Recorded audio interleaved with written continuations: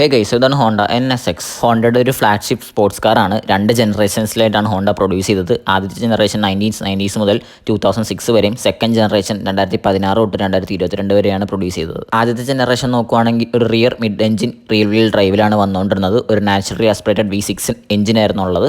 പിന്നെ ഏകദേശം 270 മുതൽ 290 ഹോഴ്സ് പവർ വരെ depending upon the model change ആവുമായിരുന്നു. ഇത് ഇലക്ട്രോണിക്സോ കാര്യങ്ങളൊന്നും ഉണ്ടായിരുന്നില്ല, പക്ഷേ ഹാൻഡ്ലിങ്ങും പവറിനും വേണ്ടി വെൽ നോൺ കാറായിരുന്നു. സെക്കൻഡ് ജനറേഷൻ നോക്കുകയാണെങ്കിൽ rear mid engine all wheel drive, അതുപോലെ തന്നെ twin turbo charge V6 paired with 3 electric motors, 9 speed dual clutch automatic, 573 horse power ആണ് പ്രൊഡ്യൂസ് ചെയ്തുകൊണ്ടിരുന്നത്.